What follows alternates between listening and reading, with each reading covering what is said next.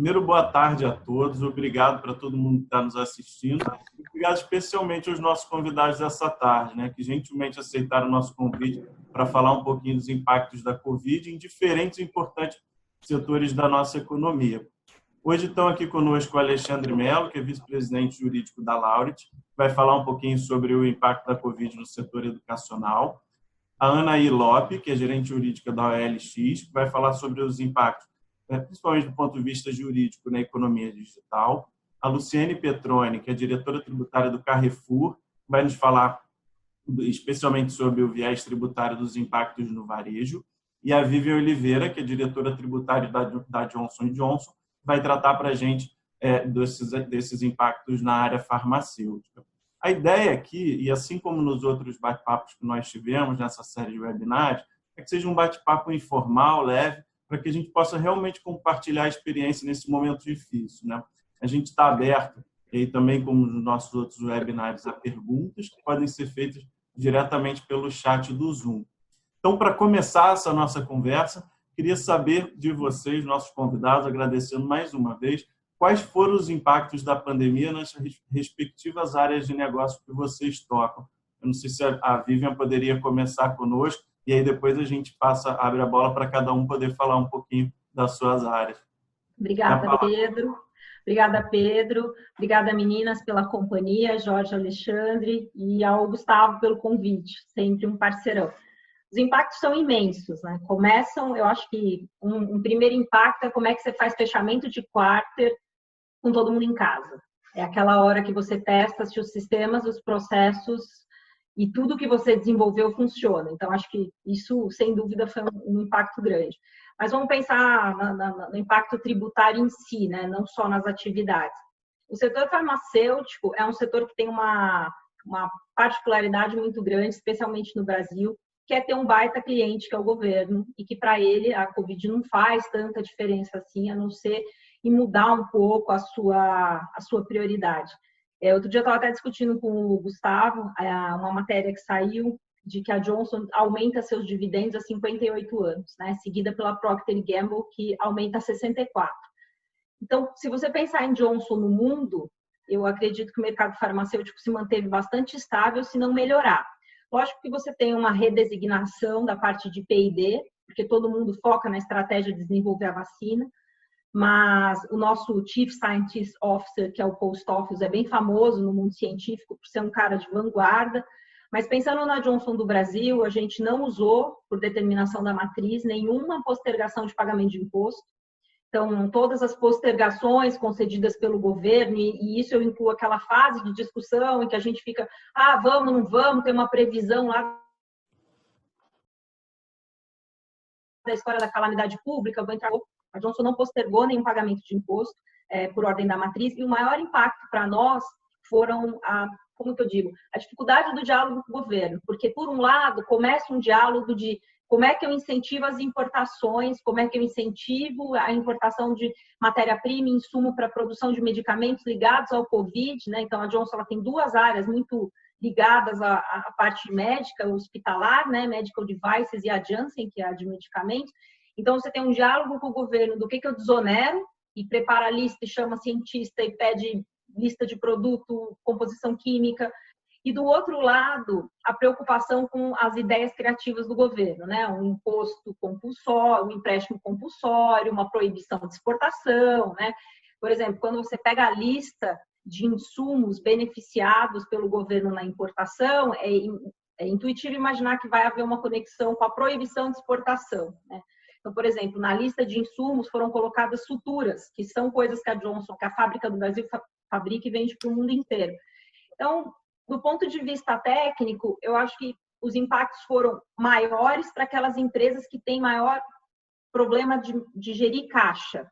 Não é exatamente o problema da Johnson. A gente não tem hoje um problema de gestão de caixa, né? A gente até tem, na verdade, depois da US Tax Reform, uma discussão muito grande de subir esse caixa para os Estados Unidos, né? Dentro da reforma tributária americana, tem aí um plano de que esses dividendos sejam remetidos. Então, no final, acho que os grandes impactos para mim foram principalmente a questão do contencioso, de você entender onde que você vai usar, qual instrumento para chegar no quê. Então, por exemplo, se saísse uma proibição à exportação de sutura, você tem que estar com o mandado de segurança pronto, né? E para quem é subsidiária, eu já fui empresa brasileira, já fui independente, feliz na Embraer, mandava e desmandava. Gente, eu não mando mais nada, eu influencio os Estados Unidos. Então, você também tem que deixar tudo isso muito alinhado, né? Avisar. Então, imediatamente começam as matrizes a pedir reportes, né? Não, me diz o que está acontecendo no seu país, né? Quais foram as medidas. Então, acho que gerir um pouco a expectativa da matriz, fazer esse closing, projetar perdas. Acho que está todo mundo trabalhando nisso, né? Como é que você tem a entrada do dinheiro, você tem a saída, né? Então, você também tem fornecedor que você não pode deixar quebrar. Eu vim de indústria aeronáutica, se o fornecedor quebra, você quebra. Só que ele quebrar é 0,2% da multa que você vai ter por não entregar o avião. Então, você não deixa o cara quebrar. Você chama um amigo aqui, ajuda. Então, também é analisar impacto de caixa, entradas e saídas por setor, projetar isso para o ano, refazer todas as projeções, né, de lucro, tributação, diferença de US GAAP para BR GAAP. Mas, para mim, o mais desafiador dentro da área de medicamentos, não só o congelamento de preços por parte do governo, que é seu principal cliente, mas aí eu acho que não dá para colocar a culpa no Covid, porque essa gestão de portfólio com o governo é complexa. Não ficou complexa com a Covid, sempre foi, né? Então, não é uma coisa assim, apareceu agora, sempre teve. E como fazer como fazer esse mercado se redesenhar no tempo, né? Aonde a gente vai colocar energia? Vou dar um exemplo, o Tilenol. O Tilenol é um medicamento que é indicado no tratamento dos sintomas, né? Então, ele sai de um tamanho X do portfólio para virar o cara do portfólio. Então, como é que a gente faz? Para todas as linhas, redesenha tudo, vamos fabricar álcool em gel, vamos fabricar álcool em gel. Quais são as plantas que estão vazias? Qual a tributação? Então, eu brinco que assim como nós tributaristas, quando a gente passa por um refis, a gente ganha uma cicatriz na empresa, né? Cada refis é uma cicatriz que a gente tem, né? Passei por esse, passei por esse. A Covid é mais uma dessa, né? Mais uma dessas coisas que a gente não vai esquecer. Então, eu tenho gastado meu tempo na gestão do contencioso, monitorando efeitos da Covid no tempo. Então, os projetos logísticos que estavam parados, aqueles que dependiam da reforma tributária, que você falou, olha, não decide nada agora, que a gente tinha um pouco como é que a reforma estava andando, né? Tinha mais ou menos uma ideia, né? Se é que dá para ter alguma ideia no cenário político do Brasil, mas a gente achava que tinha, né? Reportava... Acreditou, né? Exatamente. Dessa vez a gente acreditou que ela ia. Não é? Agora a gente tem certeza. Então, assim, para todos os projetos da empresa, porque a área tributária recomenda que se tenha calma, né? Como é que você vai definir footprint logístico, tendo que, não sabendo nem que imposto vai existir depois dessa maluquice, né? E monitora Brasília, né? Tanto os benefícios quanto os malefícios, né? E, além de tudo, traduz isso para matriz americana e, no meu caso, 3 presidentes, nenhum brasileiro. Então, assim, também tem que explicar para eles, assim, então, sabe, tudo isso aqui, não tenho a menor ideia se acontece ou não, né? Vamos ficar aqui de olho aberto. Mas é isso, eu acho que o mercado farmacêutico ele tem uma relação muito especial com o governo, né? Porque é uma interdependência muito grande, né? De portfólio, quando você está falando de AIDS, câncer, hepatite, né? São doenças que não deixaram de existir por causa do Covid, né? Mas afeta tanto a importação e esses diálogos de desoneração, né? Então, por exemplo, quando vem alguém, nossa equipe de Brasília, falar, então, eles estão projetando um empréstimo compulsório que vai ser tipo um adicional de R de 10%. Falei, pô, por que não vai lá e não corta benefício de quem tem, por exemplo, uma lei do bem, mas não cria uma tributação adicional que a gente sabe que a norma de direito administrativo que vai devolver o dinheiro não vai acontecer, né? Então, você vai ter que explicar o que é empréstimo compulsório para os Estados Unidos e explicar que não vai acontecer o segundo pedaço, né? Mas por quê? Porque historicamente não acontece. Então, é isso. Eu acho que é traduzir isso para o mundo, projetar perdas de caixa, projetar diferimento de caixa, projetar todo... Empresa americana é a empresa de FP&A. Você projeta todo o resultado do ano para ver o que vai acontecer. E, em termos de impostos, você faz a análise desses problemas de caixa e de resultado e tem uma ideia, mais ou menos, de como é que você vai fechar o seu saldo negativo, consumo dos créditos e se a sua análise de impairment mudou ou não. Ótimo, ótimo. Acho que quem quiser tomar a palavra agora, Luciene, Anaí, Alexandre. Ô Pedro, tem uma pergunta aqui ainda da área de de comércio exterior, eu acho que Jorge, eu acho que as perguntas a gente pode falar, deixar... porque aí já faz com as duas. Eu acho que as perguntas a gente pode deixar para depois. Primeiro a gente faz esse panorama geral e depois a gente vai nas perguntas Tá bom, específicas. então combinado. Estou ansioso para fazer várias perguntas. Pessoal, se vocês quiserem, por favor. Vai, Alexandre, vamos lá. Na área da educação. Quais foram os impactos? Eu? Luciene? Tanto faz, Luciene ou Alexandre. Pode ser, Luciene. Então vai, Alexandre. Vamos intercalar uma menina e um menino. Vai, Alexandre, depois a gente vai. Fica bacana. Ok, tá ótimo.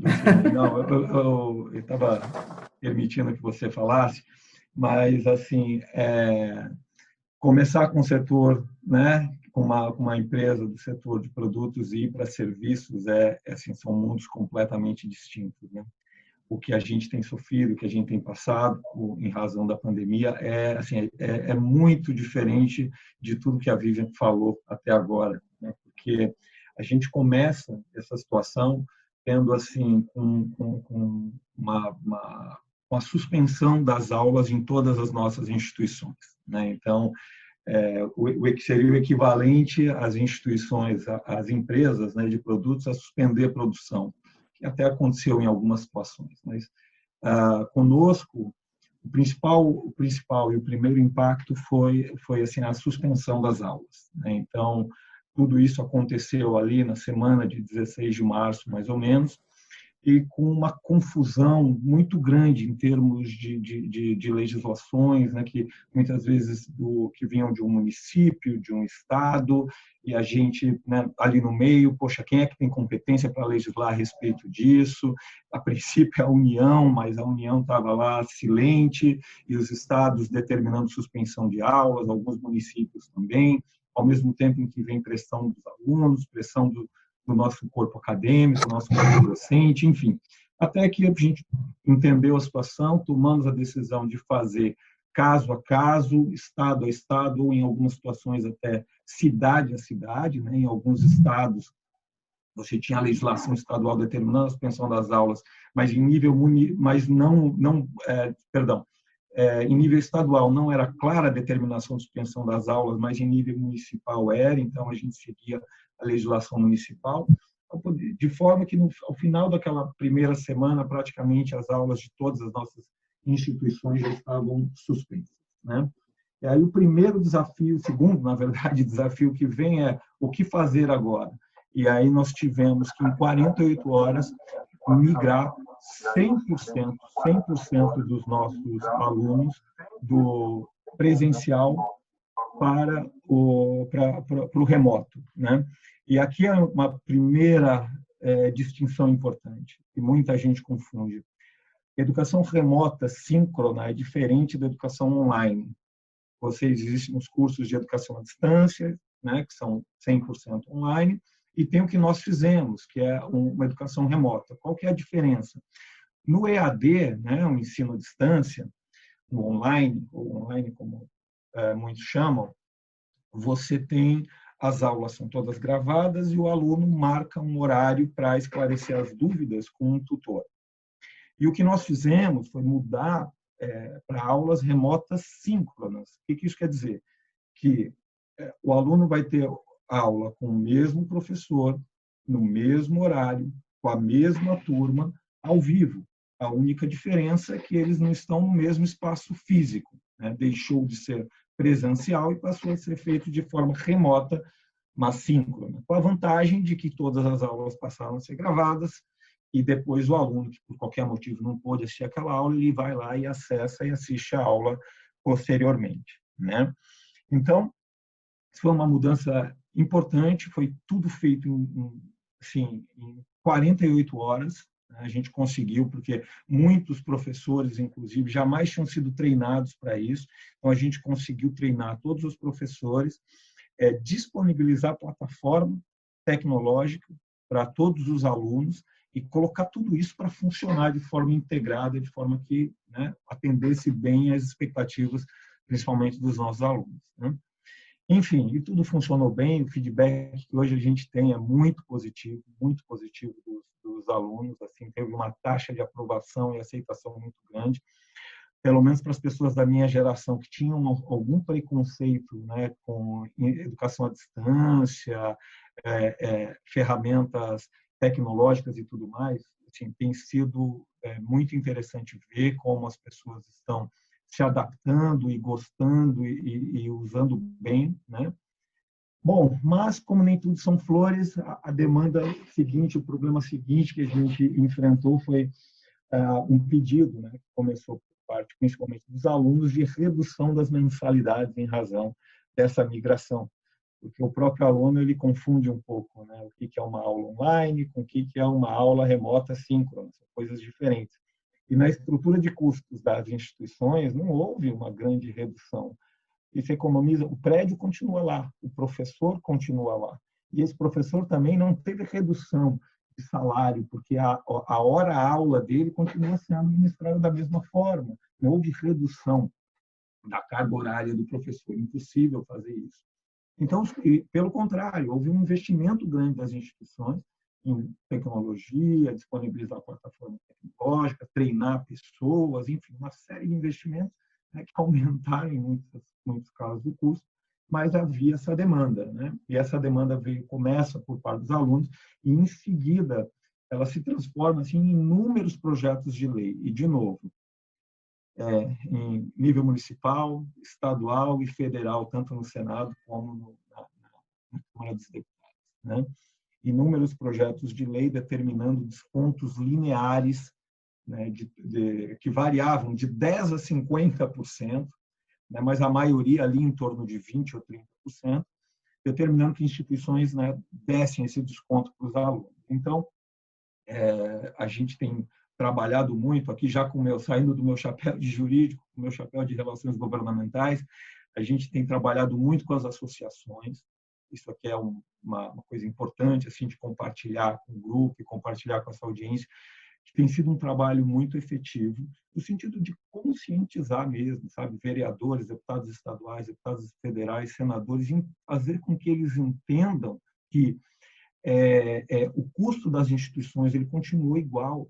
Pelo contrário, né? Muitas instituições, isso é um dado público que a SEMESP, o Sindicato das Instituições de Ensino Superior aqui de São Paulo, divulgou recentemente, a inadimplência aumentou em até 70%. Então, as instituições de ensino, além de ter tido investimentos, além de não ter tido uma grande redução de custos, né, por conta da migração das aulas, elas ainda estão enfrentando esse tipo de problema, inadimplência, evasão, né, tem acontecido, tem aumentado muito nesses últimos 2 meses. Então, esse trabalho de conscientização, né, dos nossos políticos, no sentido de que, olha, isso não vai resolver, pelo contrário, você vai agravar e muito a situação de instituições pequenas, né, que normalmente trabalham com margens menores, que têm um espaço e uma margem de manobra menor do que os grandes grupos, né? Exigir um desconto linear para todos é tratar situações desiguais da mesma forma, o que todos nós sabemos que é um grande erro. Enfim, mas, né, e nesse sentido a gente conseguiu até agora, pelo menos que eu tenha a notícia, até sexta-feira, nenhum projeto foi sancionado, né, e aprovado, ou seja, apesar dos inúmeros, e são inúmeros mesmo, pessoal, assim, estou falando de mais de 50 projetos de lei em nível municipal, estadual e federal. Nenhum, até pelo menos semana passada, havia sido aprovado ainda. Tinha um no Distrito Federal que tinha sido aprovado já em 2 turnos pela Câmara Distrital, mas pela Assembleia Distrital, né, mas ainda não tinha sido finalmente sancionado pelo governador do Distrito Federal. Não sei como é que está aí, até se hoje teve alguma alteração. Mas esse trabalho foi muito bem sucedido por parte das associações, de todas as instituições que participaram, junto, né, conscientizar e explicar. E, além disso, também nós tivemos reforços aí, tanto da Senacom, Secretaria Nacional do Consumidor, emitiu uma nota técnica muito bem feita, desaconselhando esse tipo de demanda, né, de alunos para redução de valor de mensalidade das instituições de ensino. E na sexta-feira agora, o Departamento de Estudos Econômicos do CAD também emitiu uma nota técnica no mesmo sentido, né, entendendo que esse tipo de ação e tratando e abordando especificamente esses projetos de lei, entendendo que esse tipo de projeto de lei pode trazer muito mais malefícios do que benefícios ao setor, né? O impacto de curto prazo pode atender ali na microeconomia algumas situações, mas no médio e longo prazo traz consequências muito negativas para a economia como um todo e para esse mercado, esse setor, né, que é o setor de educação. Enfim, então esses são os, assim, eu diria que são os principais problemas que nós tivemos que lidar. E aí outras situações, eu diria até que não são tão relevantes e críticas como essa, mas que também a gente vê, né, como o setor pode contribuir de forma positiva também, que é alguns chamados de órgãos governamentais para os nossos alunos para participarem de ações de combate. Nós temos alunos em três instituições que possuem curso de medicina. Os alunos foram chamados e convocados e estão trabalhando no combate à Covid, fazendo atendimento telefônico e triagem de pacientes com sintomas, né, da doença. O Ministério da Educação, atendendo um pedido do Ministério da Saúde, também emitiu uma portaria permitindo a aceleração, né, a antecipação da graduação de alguns alunos. Nós temos uma posição contrária a isso, porque a gente acha que colocar alunos no mercado que ainda não concluíram todo o ciclo de aprendizado que é necessário e crítico, principalmente num momento como esse, pode trazer também consequências danosas, né, para alunos, para a sociedade de uma forma geral. Então, esse também foi a opinião do Conselho Federal de Medicina, que divulgou uma nota na semana passada a respeito disso, né? Então, enfim, de forma geral, é dessa maneira que a gente está abordando os temas, é assim que são os principais temas e questões mais críticas que o setor de educação aí como um todo está enfrentando, em razão da Covid. Legal, porque os problemas todos decorrem de uma mesma origem, mas são muito diferentes, né? E acho que essa foi a nossa ideia de convidar 4 pessoas de setores que são muito diferentes entre eles, né? Próxima, a Luciene vai falar um pouco do varejo, a Anaí de economia digital, e todos têm as suas particularidades, né? É muito interessante ver como que isso muda efetivamente dentro de uma economia dinâmica. Então, o setor farmacêutico é um setor rico, né, Pedro? Não adianta fingir que o setor farmacêutico não é rico, né? É rico, e isso ajuda você na necessidade. Tem margens muito diferentes, né? Sim. Sim. E eu estou ansioso depois para ouvir a Anaí, que vai estar falando de um setor e a tendência é crescer nesse momento também de crise, onde tudo está virando digital. Vamos lá, Luciana. Mas vamos lá falar um pouquinho do varejo. Obrigada mais uma vez pelo convite. É uma honra estar compartilhando esse conhecimento e trocando essas experiências com tanto nós, palestrantes, e todo o grupo de participantes que estarão conosco já fazendo perguntas. Vou começar falando um pouquinho do varejo, né, do impacto no varejo, quando é que tudo começou para a gente. Nós começamos com um ensaio no dia 16 de março, no confinamento, né? Na sexta-feira, a empresa, a parte dos executivos, vamos testar para ver se nós estamos prontos para o confinamento. Então, no dia 16, vamos para casa, levem seus computadores que a gente vai fazer um teste. E nesse teste a gente não voltou. São 2.000 funcionários da matriz de home office. Começamos, VPN funcionando, começamos tudo meio que vai dar certo e deu certo, né? Eu acho que foi uma experiência, está sendo uma experiência única. Nas 2 primeiras semanas foi bem complicado, e a gente consegue, eu mantenho um contato diário com o time, são aproximadamente 100 pessoas, né? Eu tenho os meus diretos, mas ele com os seus times. E aí, como organização, uma preocupação muito grande da empresa, da França e o comitê executivo com os colaboradores e com os clientes. Então, a principal preocupação é a saúde e a higienização e todos os colaboradores. Então, essa foi uma primeira abordagem, vai para casa, confinamento, e vamos ver como é que a gente vai se organizar. Então, a gente aprendeu fazendo, então a gente não sabia como fazer.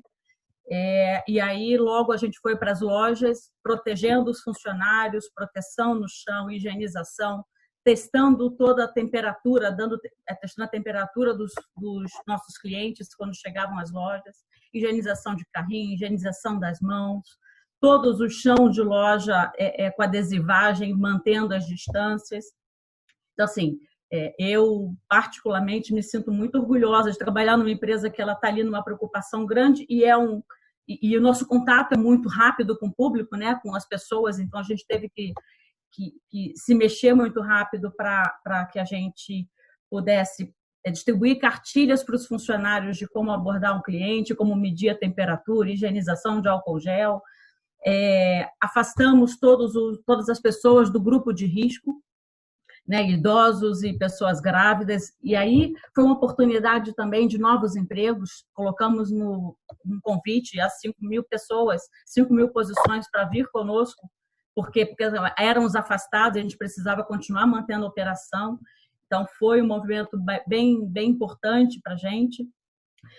Apesar das lojas abertas, houve uma atenção especial, um desembolso grande, né? Uma despesa que a gente entende que faz sentido, já que é uma empresa que está preocupada com a transição alimentar, é uma preocupação com o ser humano, ela tem uma função social relevante, importante. Então, a empresa se posicionou, no meu ponto de vista, muito bem, muito orgulhosa. Apesar das lojas que o Carrefour tem 2 shoppings, né? Pamplona e tem mais um, o Cambuci. Então a gente se preocupou, e aí tem as galerias, lojas fechadas também, então teve uma perda de receita, mas a gente super entende o momento. Redução dos carros na rua, redução de combustível, temos postos de gasolina. Então a gente foi bem afetado em todos os sentidos. Manutenção de loja aberta, nossos centros de distribuição operando quase 24 horas, muito plantão.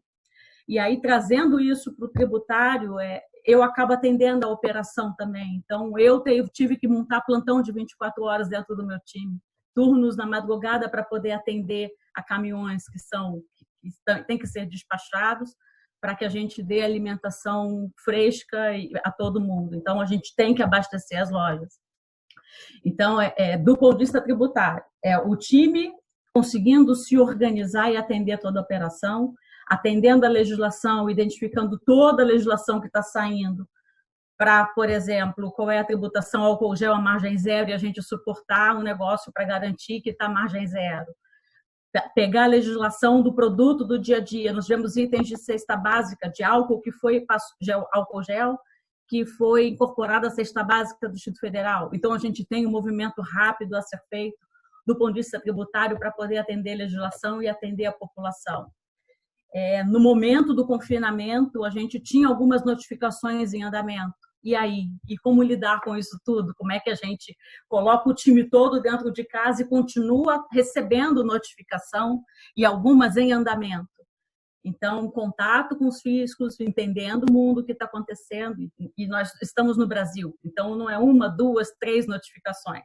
Nós estávamos em andamento com umas 15 notificações acontecendo, e grandes, não eram desde federal às estaduais e das prefeituras.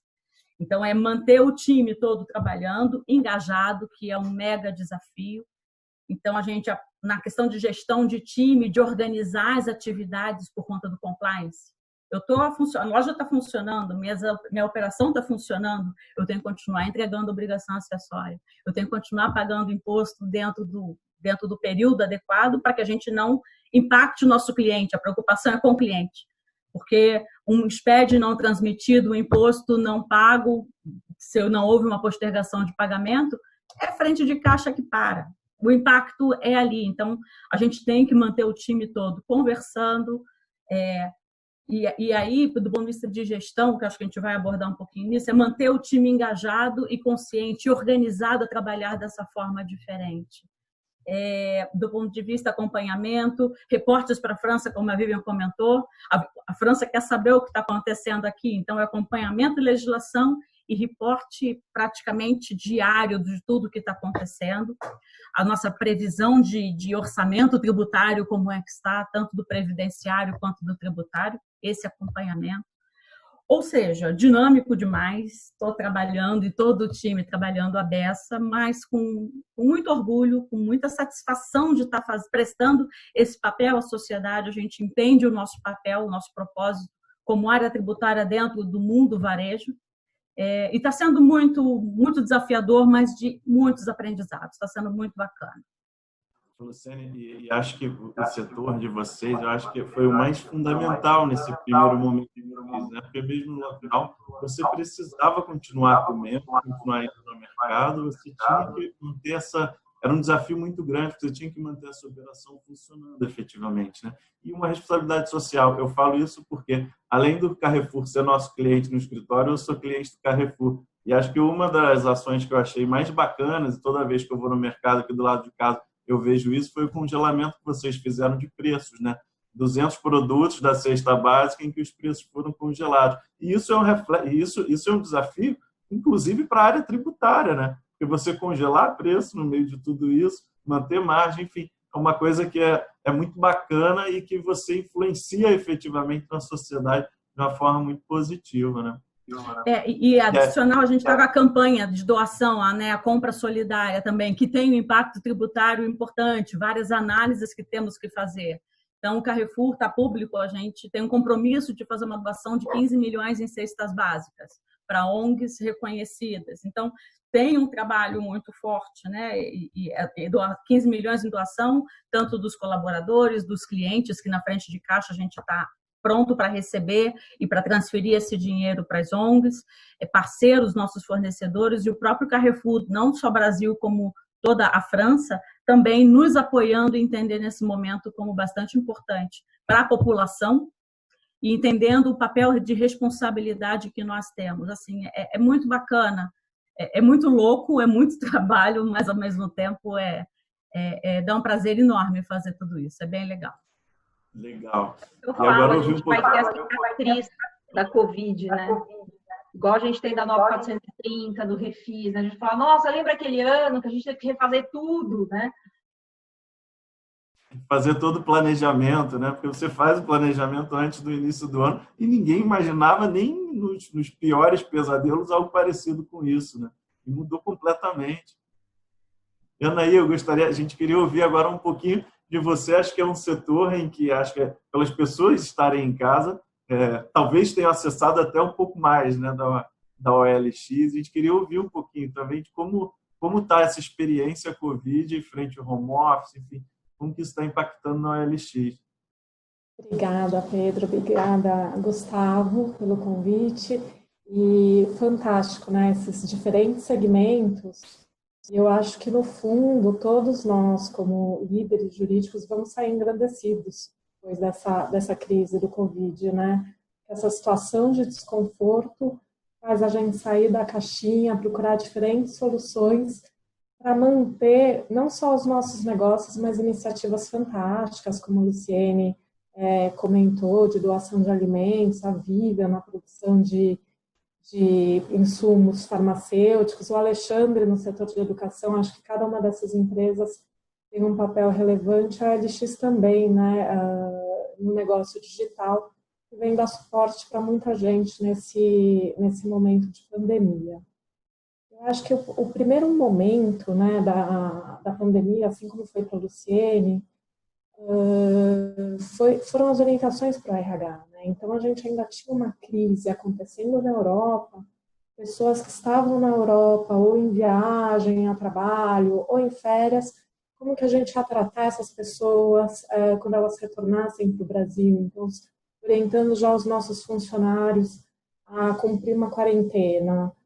Na sequência, a empresa inteira de quarentena também, no dia 16/3, assim como a Luciene, todo mundo trabalhando de casa. Não 2.000 funcionários, mas no nosso caso, 750 funcionários trabalhando de casa, com VPN, com todos os artifícios necessários.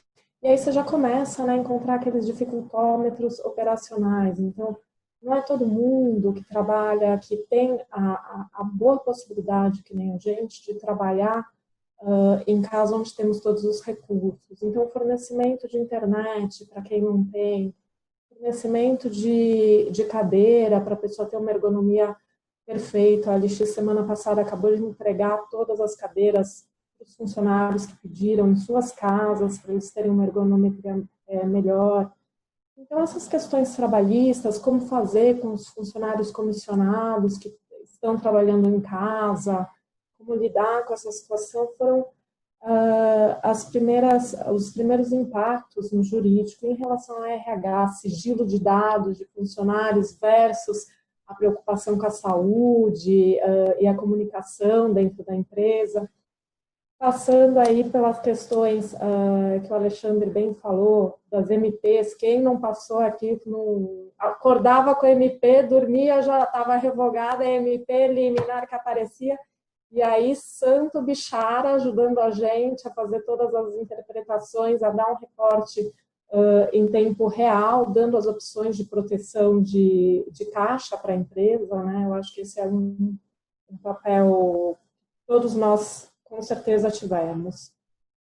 Falando um pouco mais da operação, a OLX como uma plataforma de internet, a gente, na verdade, enfrenta desafios, mas alguns desafios são nada mais do que o próprio reflexo do que acontece na sociedade e também acontece na nossa plataforma, né? Então, um primeiro ponto da nossa operação foi a questão com produtos de combate ao Covid, o álcool em gel, as máscaras, as luvas, quer dizer, esses produtos estavam, por algumas pessoas, sendo anunciados com preços abusivos, e como que a gente ia se portar frente a isso, e como que a gente organizava a plataforma para proteger os nossos clientes, os nossos consumidores e a sociedade como tal, de uma situação como essa, sem vedar uma possibilidade de acesso, porque não era todo mundo que comprava esses produtos, né? Então, às vezes, uma solução muito mais prática, como barrar um tipo de anúncio na plataforma, você acaba até não democratizando o comércio, né? Impossibilitando uma pessoa com menos condições de ter acesso àquele bem. Então, nesse sentido, começou com a nossa equipe de tecnologia trabalhando muito para priorizar a denúncia de anúncios potencialmente com preços abusivos. Então, se algum anúncio fosse denunciado sob o mote de Covid, ele ia receber um tratamento prioritário. Na sequência, a OLX se juntou junto com a Senacom e a Câmara Enet ao programa Juntos contra Ofertas Abusivas. Qualquer um poderia, dentro desse canal de denúncias, denunciar produtos, e a Senacom, junto com a Câmara Enet, informariam seus associados para tomar as devidas providências. E aí começa um lado mais legal da operação.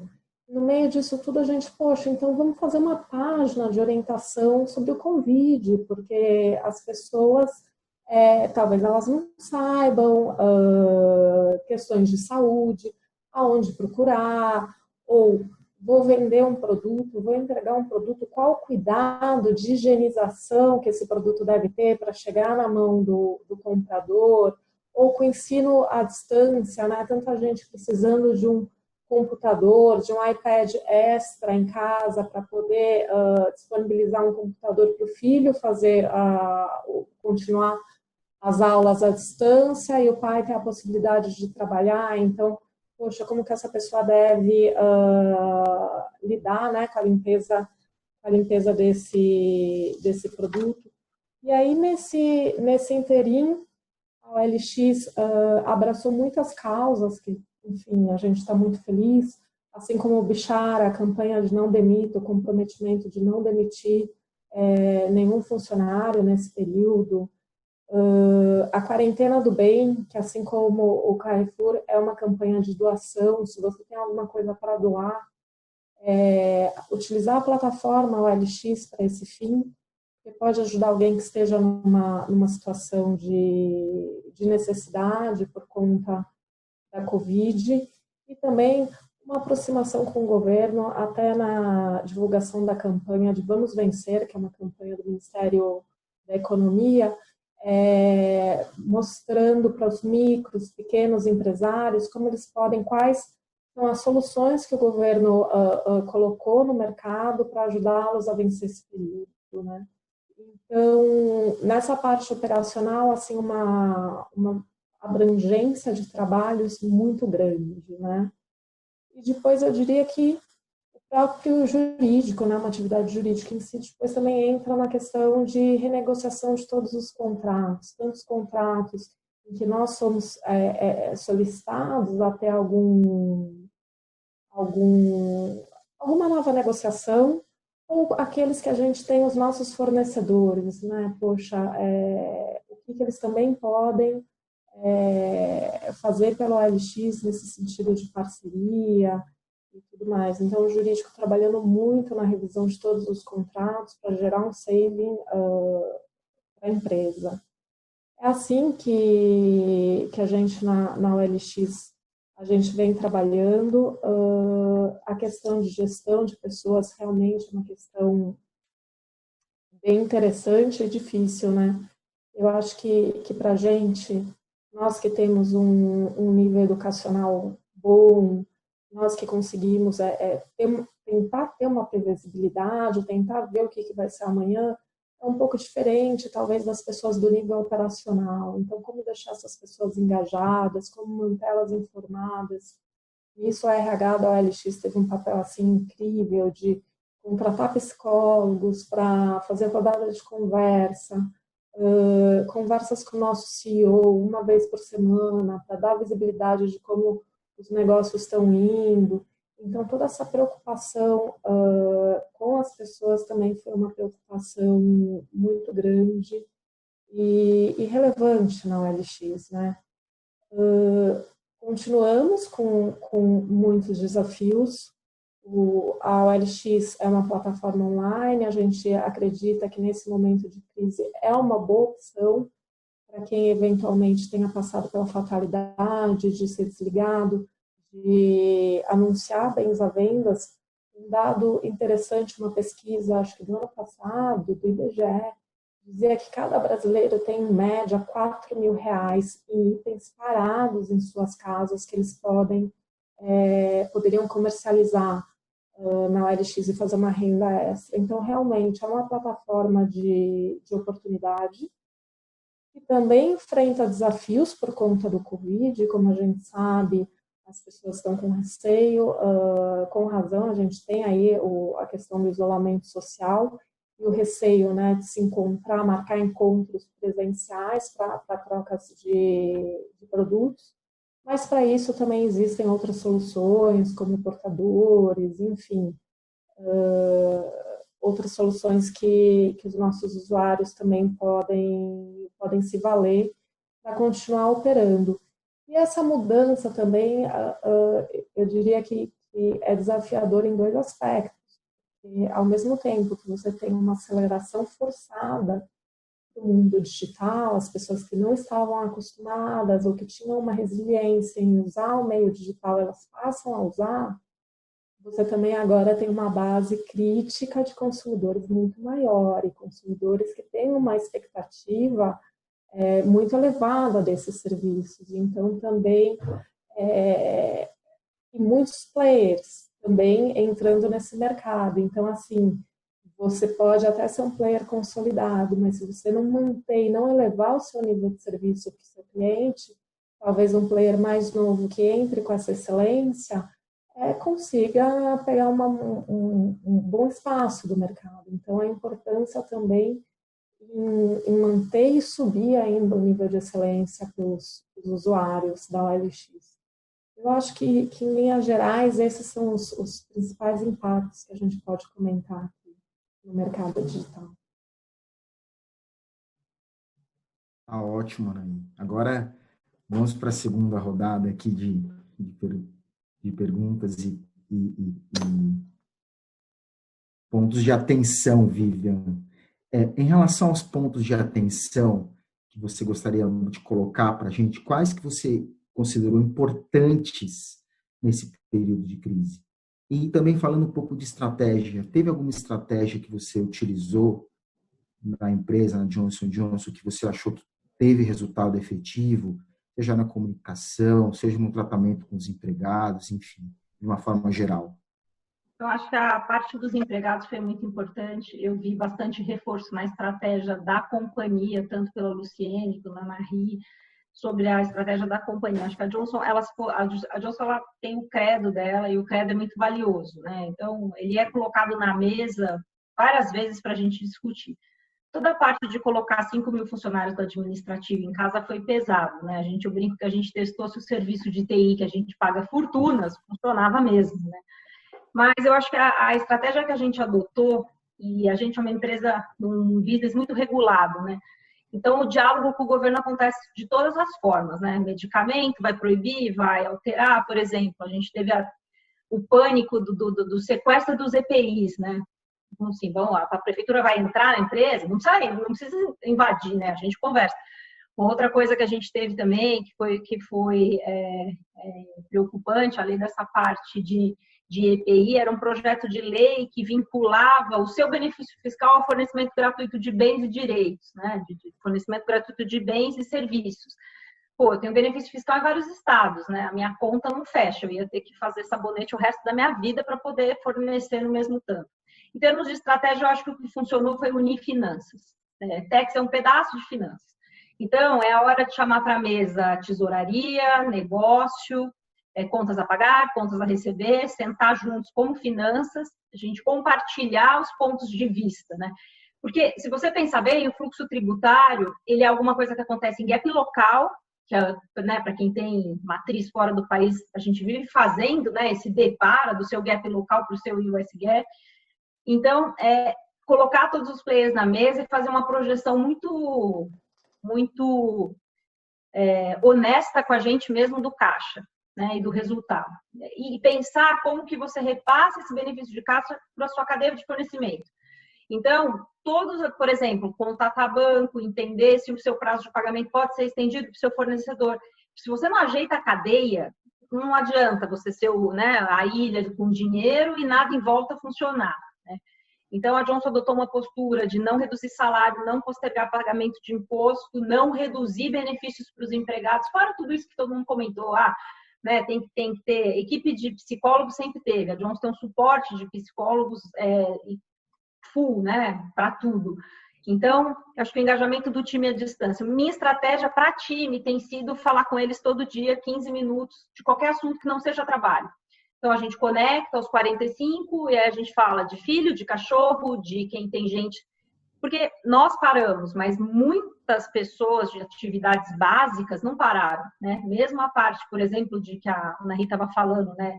As pessoas estão com medo de se encontrar. Tá, mas a gente continua entregando remédio, a gente continua. Então, você tem um pedaço da empresa parado e um pedaço da empresa funcionando, né? E você tem que lidar, inclusive, porque você não pode fazer uma campanha fique em casa, você tem 1.500 funcionários de delivery na América Latina tendo que sair para entregar produto, né? Então, quer dizer, fique em casa até a página 10, né? Igual a Luciene estava comentando do Carrefour.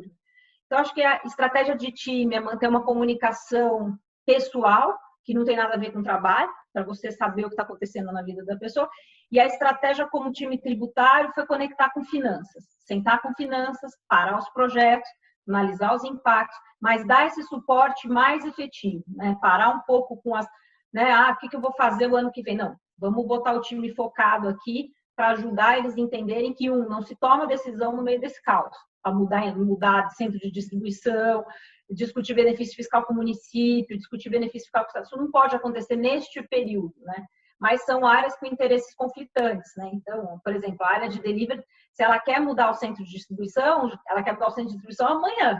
Não adianta explicar que o Paulo Guedes ainda não definiu a estratégia da reforma tributária. Então, acho que o que funciona é trabalhar junto, unido, todas as áreas de finanças juntas, suportando o negócio nas análises e tentando ser o mais criativo possível, porque às vezes chega uma proposta do governo que você fala, não, essa é um absurdo. Não, não é um absurdo. A chance de colocarem isso para votação é grande, né? O Alexandre estava falando da redução de preço dos colégios. Quando você vê uma proposta de lei que a empresa que tem benefício fiscal vai ter que entregar bens e serviços do mesmo valor, você faz a conta, você fala, pô, mas eu não tenho 100 milhões em sabonete para entregar, né? Admitindo que seja esse o número, nem em remédio. Então, acho que tentar manter os ânimos calmos e a área tributária acaba virando essa área que todo mundo vai conversar, né? Você sabe o que vai acontecer em Brasília? Só um minutinho, vou pegar aqui minha bola de cristal. Não sei o que vai acontecer em Brasília, mas eu tenho aqui algumas possibilidades, das mais malucas possíveis, né? Então, esse diálogo, quando você tem presidentes, como eu tenho os 3 estrangeiros, é um diálogo intenso e você tem que passar credibilidade, confiança, né? Vai por mim, não vai acontecer nada nos próximos 6 meses em termos de mudança de estrutura. Mas é isso, acho que estar conectado o tempo inteiro, com o seu time e com a área de finanças inteira. Tesouraria, contas a pagar, business, projeção, centro de FP&A, todo mundo junto aqui, porque o número que sai do Brasil tem que ser um só. E aí todo mundo que tem matriz fora sabe que gera um problema de credibilidade se cada área mandar um número, né? Vamos errar, mas vamos errar com convicção. Todo mundo erra junto e o número que sai do Brasil é um só. Que ótimo. Então, união e todo mundo está conectado, certo, Vivian? Eu acho que essas são as 2 palavrinhas. Alexandre, na área de educação, algum ponto de atenção que você tem que falar para a gente? E as estratégias, né? Bem interessante. Eu vi o pessoal, legal, eu vi o pessoal falando, né, de tudo que foi feito ao longo desse período, na fala inicial da Luciene, da Anaí, a própria Vivian. Assim, no nosso caso, só para vocês terem uma ideia da dimensão, né, que eu acabei não dando números, são 250 mil alunos, né, em mais de 12 mil colaboradores que saíram de atividades presenciais e foram para atividades remotas, né? Então, isso foi realmente um desafio enorme. Como é que nós nos estruturamos? Nós criamos um comitê de crise, um comitê de crise central, que nós chamamos de backbone, e depois criamos subcomitês, né, para tratar de temas específicos. Então, eu, por exemplo, eu lidero um dos subcomitês de crise, que é o Comitê de Proteção e Comunicação. Todas as ações, todas as medidas que visam proteção de colaboradores e alunos e comunicação com esses colaboradores e alunos saem desse subcomitê que eu estou liderando hoje. Além desse subcomitê, tem um outro subcomitê de finanças, um outro subcomitê de student services e assim vai. Então, são 5 subcomitês ligados a um comitê central e nós nos reunimos, até semana passada era diariamente, até semana retrasada era diariamente, a partir de semana passada a gente mudou para uma frequência de 2 vezes por semana e todas as decisões passam por aí, e isso é interessante porque num primeiro momento a gente até pensou em criar comitês por área, mas não, a gente queria integração. Então, no meu subcomitê de proteção e comunicação, eu tenho pessoas de todas as áreas, eu tenho pessoal do acadêmico, legal, finanças, student services, RH, super importante, o próprio pessoal de comunicação, relações governamentais, e dali a gente sai com as ações, e muitas pessoas trabalham em mais de um subcomitê. Então, todas essas informações elas são cruzadas e também tudo sobe para que a gente tenha e trabalhe com total alinhamento. Isso tem sido uma experiência muito bacana, que funcionou super bem e está trazendo resultados interessantes, assim, né? E aí, porque o nosso primeiro, falando um pouquinho de estratégia, né, descendo um pouquinho, a nossa primeira preocupação foi proteger as pessoas. Então, assim, eu tenho que colocar os meus alunos em casa, eu tenho que colocar os meus colaboradores em casa. Então, essa foi a primeira preocupação, como proteger as pessoas. A segunda preocupação imediata, como eu continuo entregando a minha prestação de serviços para o meu público, né? Você imagina, todo mundo aqui já foi aluno, né? Óbvio.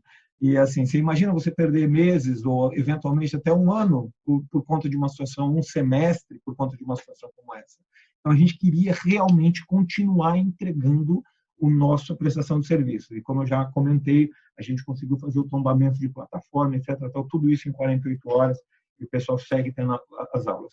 Agora a gente está numa outra fase, aqui já aproveitando responder uma pergunta aqui do Daniel, né? Falou, poxa, será que essa coisa de focar tanto no curso não é um erro estratégico? Não, na verdade, o que a gente está defendendo, talvez eu não tenha me expressado de forma suficientemente clara, que a gente tem se posicionado contra, na verdade, são esses descontos lineares. Mas essa semana, por exemplo, nosso grupo lançou um programa que se chama, inclusive, Estamos Juntos, que é justamente um programa para parcelar as mensalidades dos alunos que a gente sabe que vão enfrentar dificuldade. porque, óbvio, a gente também quer garantir a sustentabilidade, mas a gente quer compartilhar isso com aqueles alunos que realmente precisam, né? Eu não posso simplesmente fazer isso para todo mundo, um desconto. Imagina, todo mundo aqui tivesse que, do dia para a noite, dar um desconto de 30% em todos os seus produtos, como uma forma de compartilhar. Não dá, seria insustentável para a maioria das instituições, como eu disse no início, principalmente para as pequenas. Então, hoje, a nossa estratégia tem sido garantir a sustentabilidade do negócio, protegendo caixa, né? Primeiro, os alunos, com esse programa que a gente está fazendo de parcelamento das mensalidades que os alunos estão com dificuldade de enfrentar. Segundo, preservando caixa. E aí todas essas medidas que eu tenho certeza que todos estão fazendo aqui, renegociando aluguel, renegociando com fornecedores, tudo isso a gente tem focado muito, inclusive um dos nossos subcomitês visa justamente essa proteção do caixa, renegociação de fornecedores. Então, tudo isso faz parte da nossa estratégia e nós nos organizamos para tomar essas iniciativas na forma desse comitê e subcomitês de crise. Então, é isso. Maravilha. Então, acho que a continuidade, né, a integração com os comitês e a proteção ao caixa nesses tempos de... Exatamente. Sustentabilidade do negócio, proteção do caixa, e, né, proteção dos colaboradores e alunos no primeiro momento, enfim. E agora, né, essas ações aí de preservação de caixa que a gente tem focado mais. Perfeito. Luciene, morrendo de curiosidade aqui para saber no nosso Carrefour. Sobre a questão estratégica, o que a gente está mantendo é comunicação ativa com todas as áreas, seja a área comercial, seja o comitê executivo, né, que são todos executivos, exatamente para acompanhar a legislação, entender o que tem de imposto a pagar. A gente está com uma iniciativa de controle do caixa, eu não vou dizer nem proteção, é tudo muito controlado, até porque a empresa tem que fazer vias de despesas, que as despesas aumentaram em razão da Covid, então precisou-se e não se economizou nesse sentido, com a intenção de proteção no bem-estar e higienização de todos os clientes e colaboradores. E também a gente tem um investimento grande, o foco que a Ana Ri falou, e faz todo sentido no Carrefour, a questão omnicanal do Carrefour fornecer alimentação, seja que canal for, seja pelo e-commerce, seja loja, inclusive priorizando a entrega de alimentos para o grupo de risco, sejam os idosos, sejam as grávidas. Então, assim, a estratégia principal do Carrefour é dar alimentação a todos, né? Estar com tudo preparado e à disposição da população, independente da situação. Está todo mundo em casa, fica em casa, quem pode ficar em casa. Tem um grupo grande trabalhando nos CDs, tem um grupo grande na loja. Nós monitoramos e tem uma telemedicina também à disposição de todos os funcionários e familiares, para que dê todo o suporte, psicólogos também, porque existem situações bastante... Eu estou com uma situação não tão... assim, espero que não seja grave na família, mas só de ter um tio doente lá no Rio de Janeiro, que é minha cidade natal, já deixa a gente meio assim angustiada. Então, foi o meu primeiro caso na minha família. Então, eu imagino quem teve situação mais grave. Então, a estratégia é cuidar das pessoas. A minha estratégia de gestão do meu time é manter o contato diário com todos eles, sim.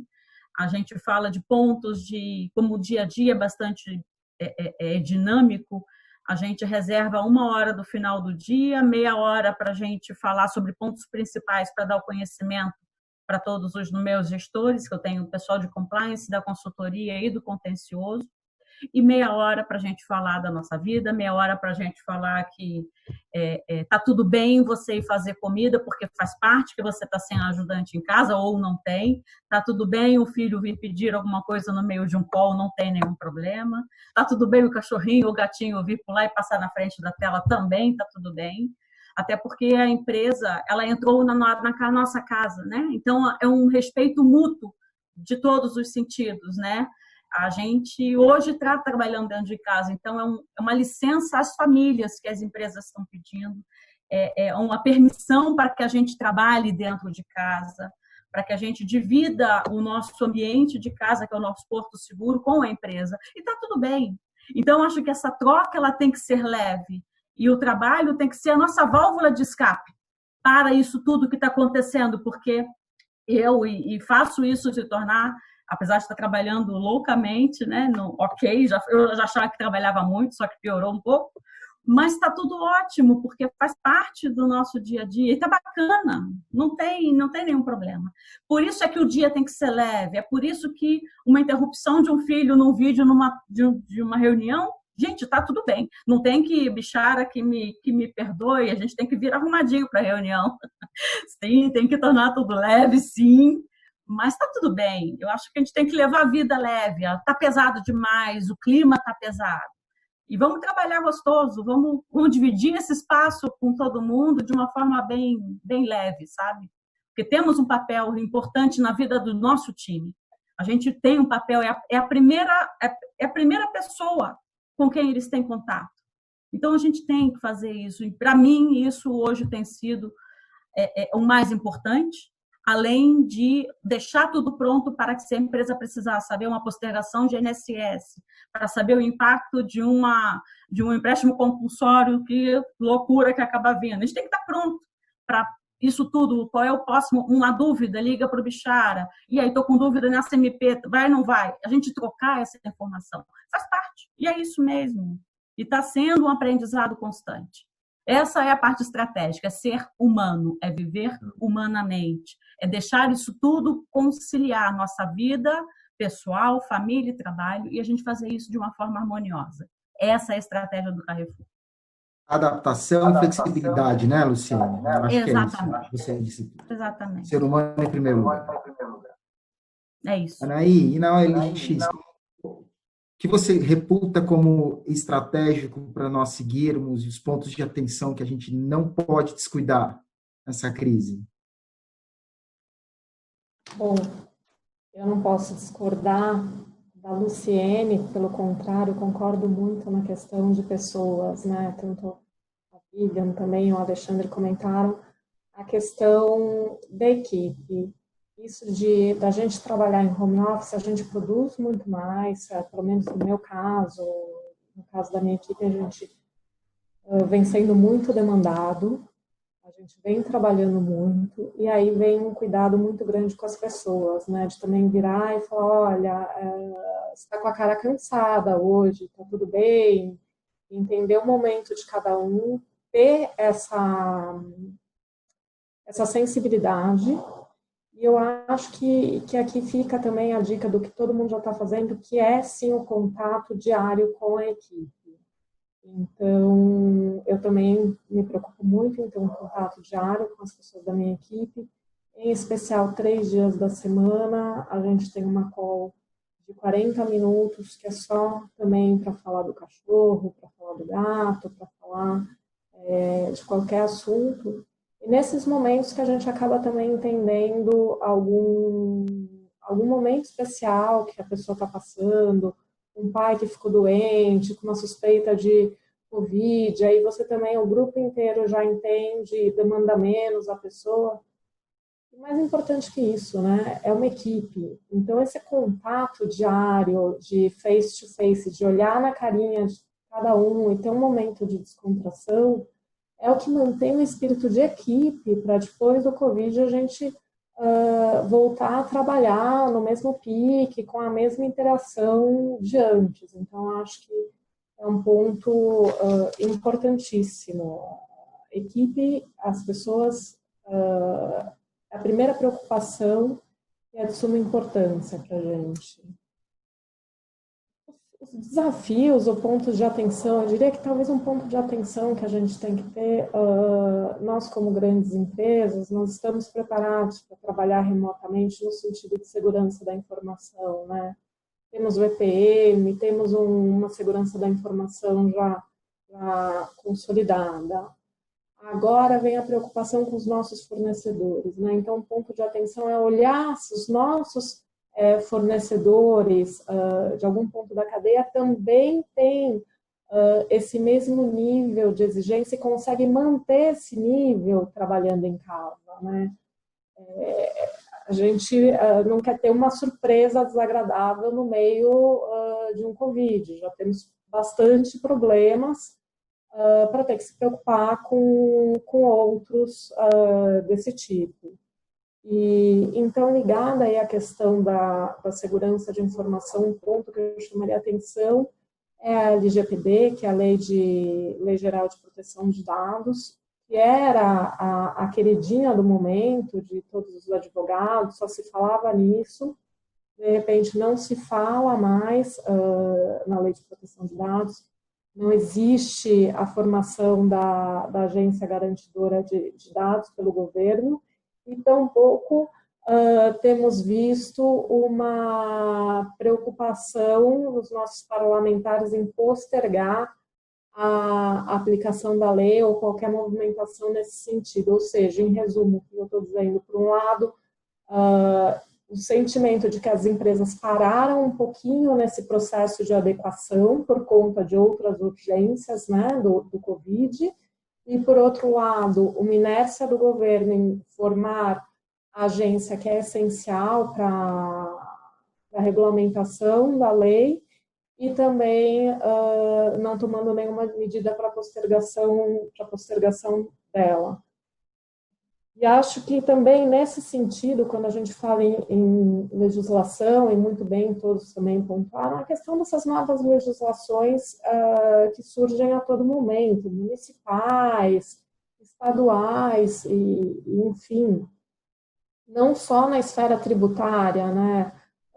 No setor de tecnologia existe uma vontade muito grande, às vezes, de regulamentar o que já é regulamentado, seja pelo Código Civil, seja pelo Código Penal, e nesse momento que aparecem, assim, ideias mirabolantes dos nossos parlamentares. Então, também ter muita atenção nessas legislações, nessas iniciativas brilhantes que aparecem. E eu acho que também é primordial, principalmente para nós que pertencemos a grupos internacionais, é olhar o que está acontecendo nos outros países em estágios mais avançados do Covid. Como que foi o pós-Covid, né? Se a gente pode dizer que há um pós-Covid na China, como que está sendo na Itália, mas olhar isso de um ponto de vista negocial, de entender o mercado, quer dizer, por exemplo, será que o compartilhamento de meios de transportes, que estava tão na moda, tanta gente vendendo carro, será que ele vai ter a mesma força depois de um Covid, onde a questão de higiene, da individualização, né, do teu espaço, do teu carro, ele vai se manter depois do Covid? Como que vão ser essas questões de partilhamento de espaços? Será que esse receio do social, ele vai permanecer, ele vai deixar cicatrizes? E isso vai impactar todos os tipos de negócios, de real estate, a venda de carros, etc. Então, acho que todas as empresas precisam ter assim, um olhar muito atento a essas questões, né? E o desafio é que a gente não pode parar por conta do Covid, né? Como eu disse, muito pelo contrário, pelo menos no setor digital,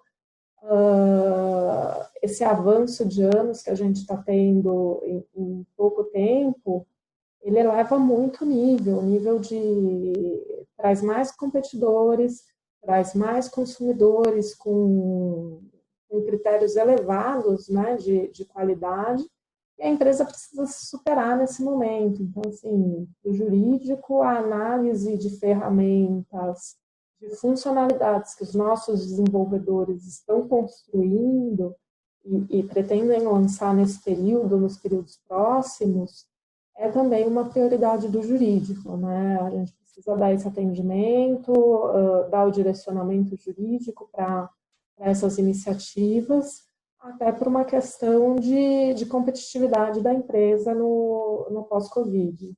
Eu diria que são esses os pontos de atenção. Obrigado, Pontos de Anaí. atenção. Fala, Pedro. Diga.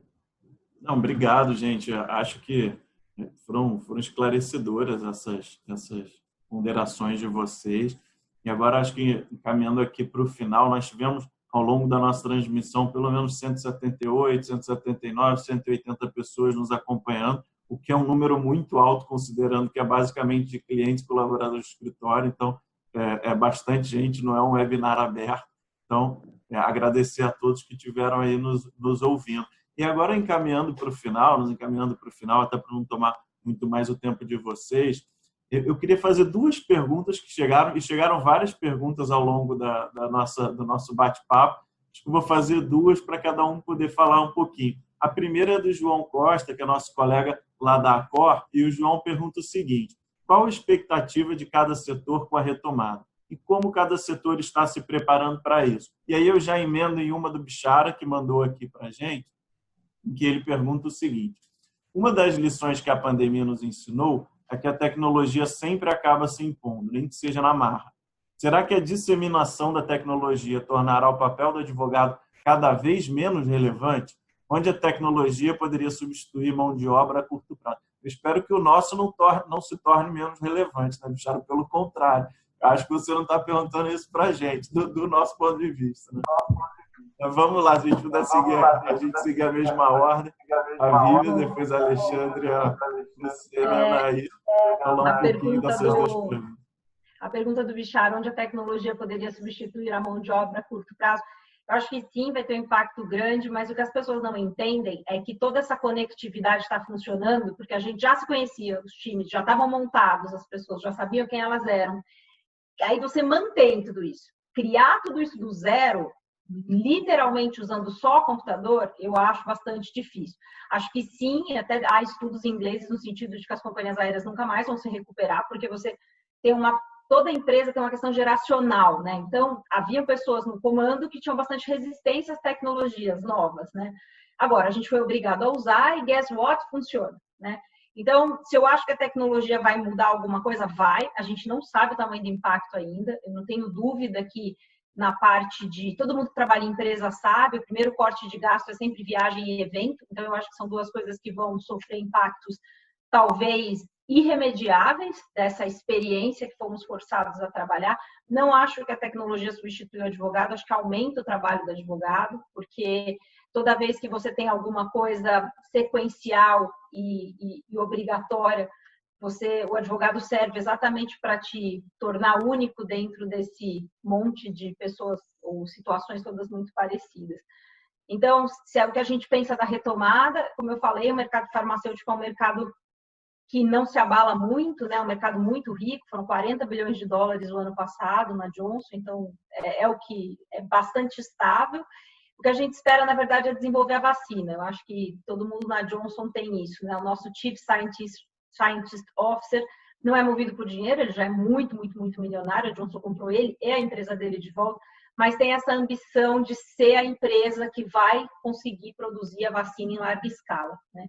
Então, é isso. Acho que do lado do mercado farmacêutico, o que a gente espera mesmo é que a gente consiga encontrar uma vacina ou um tratamento eficaz. E óbvio que isso gera bastante lucro, mas também tem a sensação de conseguir cumprir a nossa missão. Deus quiser. E hoje estava no Valor Econômico, a Janssen está trabalhando fortemente nisso, né, Vivian?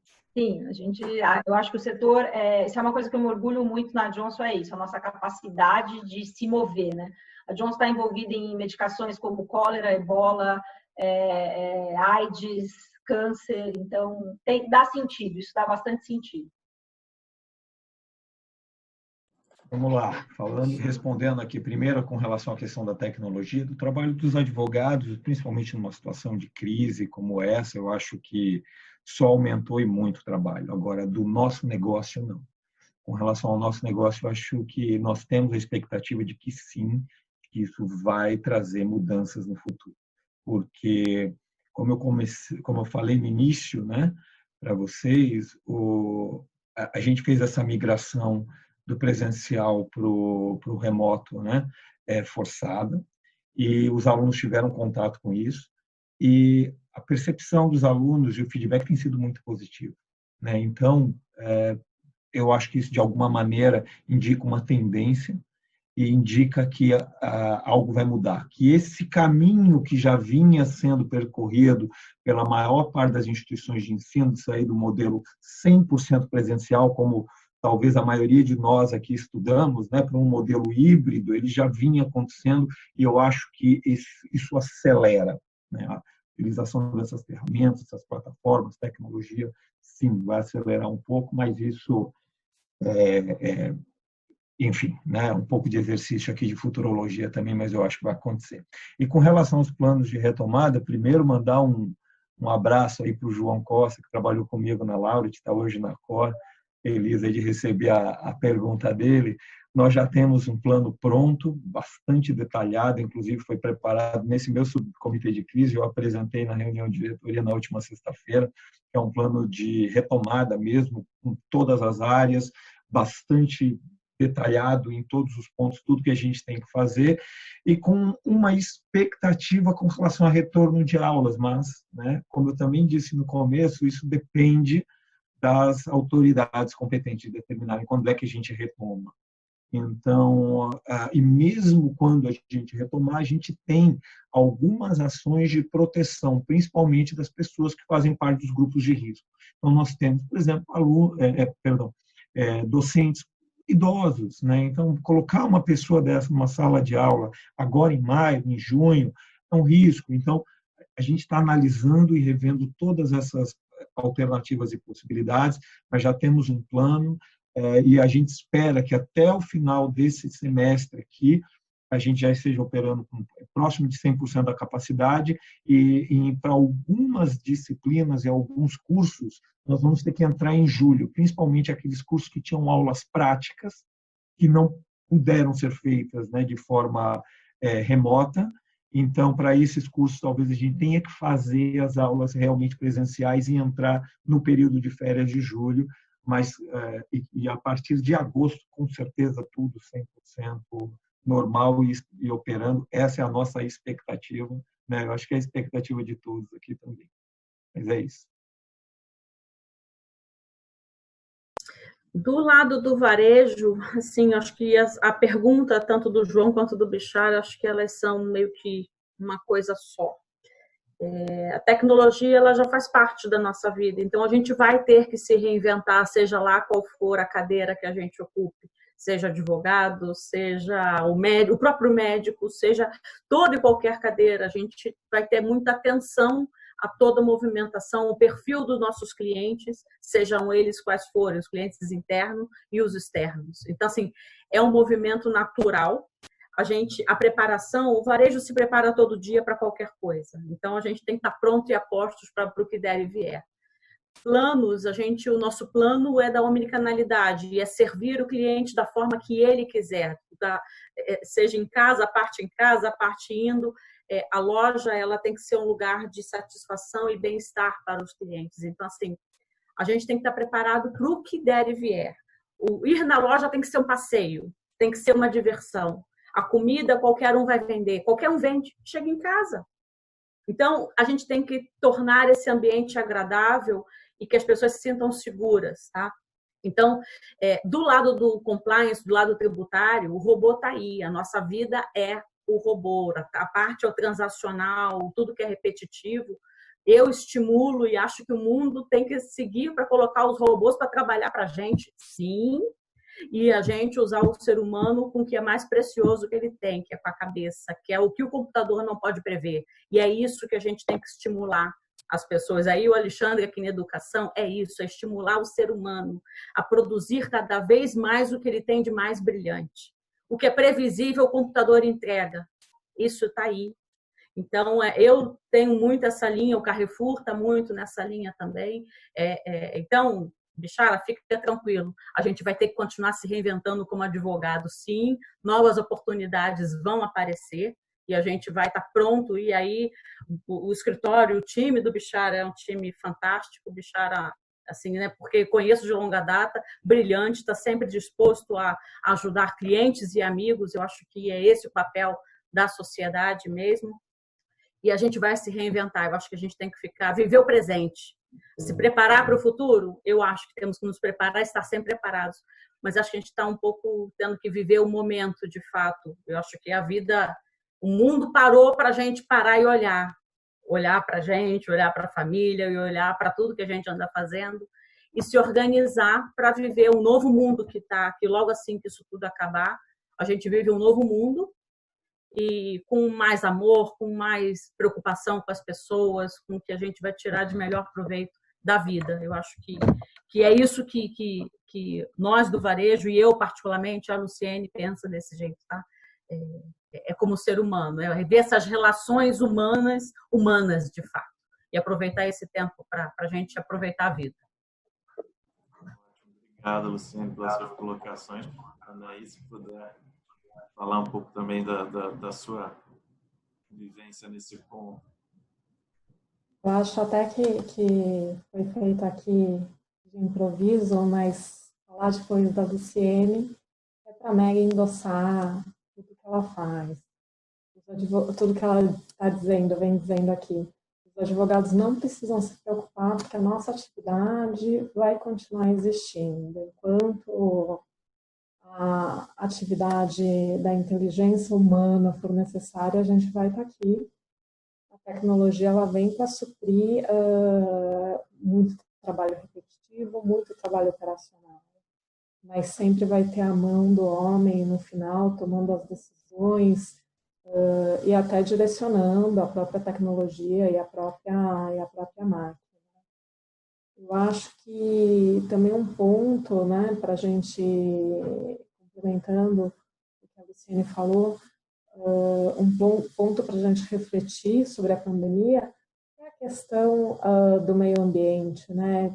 Esses dias que o mundo parou, que o mundo está mais devagar, a gente vê os rios despoluídos, transparentes em Veneza, a gente vê a queda de emissão de taxas poluentes, a questão do trânsito, né? O trânsito simplesmente não existe mais aqui em São Paulo, um milagre, né? Então, como que a gente vai procurar uma maneira de manter, poxa, já se viu que em alguns setores é possível trabalhar remotamente, os benefícios que isso traz para a sociedade como um todo.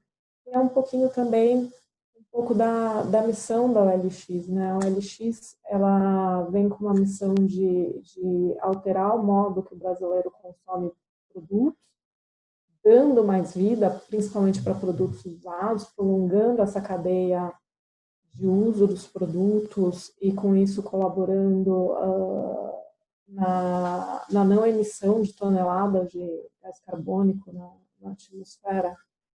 Então, como que a gente não pode passar esse período da pandemia e simplesmente deixar de olhar esses pontos positivos. Esses pontos positivos, eles existem. O ideal é que a gente busque um equilíbrio deles e que a gente não se perca, né? Não seja necessário uma nova cataclisma mundial para a gente voltar a ter um trânsito maravilhoso, poluentes mais controlados, né, a emissão de poluentes.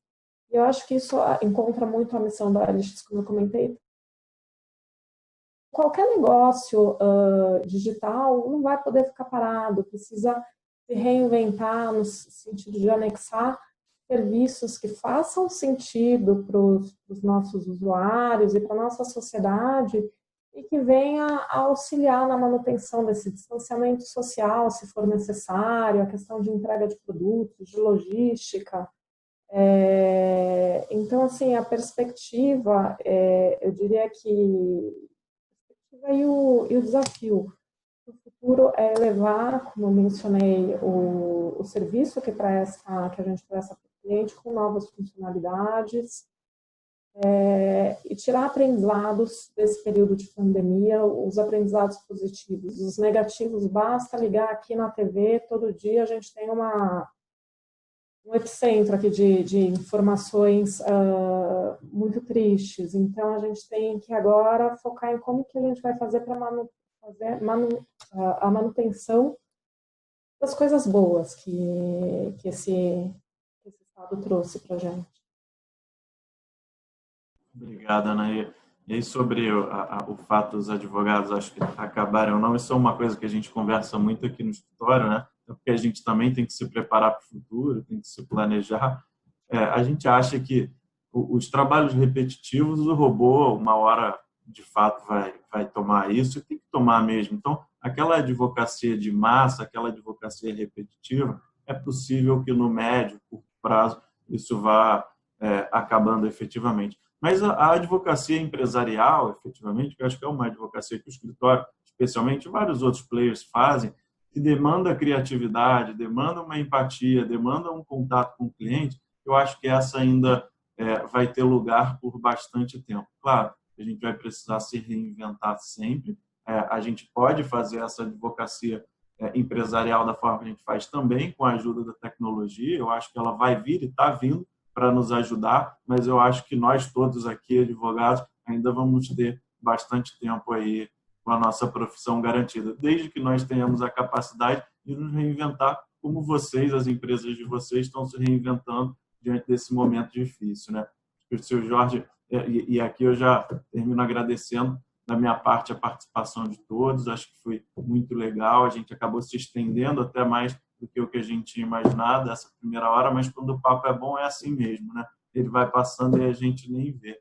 E eu dou a palavra para o Jorge para poder fazer esse fecho também da nossa conversa. Papo muito interessante, gostaria de agradecer em nome do escritório, Alexandre, a Laura, a Anaí da OLX, Vivian da Johnson, Luciano do Carrefour. Eu acho que essa tarde, essa 1h30, foi muito prazerosa. Agradeço mesmo vocês terem franqueado a experiência de vocês, esses valiosos conselhos que, embora sejam decorrentes de grandes gestores de empresas grandes, servem desde os pequenos até as médias empresas como diretrizes mesmo, de farol, para nos conduzir aí nesta crise, né, inédita, e que, se Deus quiser, todo mundo vai sair bem. Agradeço. E é isso aí, Pedro. Eu acho que ficamos por aqui. As perguntas, enfim, que os ouvintes tiverem alguma dúvida, remetam para a gente responde a tempo. Muito obrigado mesmo pela presença de vocês e terem passado essa tarde com a gente. É isso aí. Tchau, tchau. Pessoal, obrigado. Super obrigada, gente. Prazer enorme. Muito Tchau, tchau. obrigada. É um prazer. Tchau, tchau. Tchau.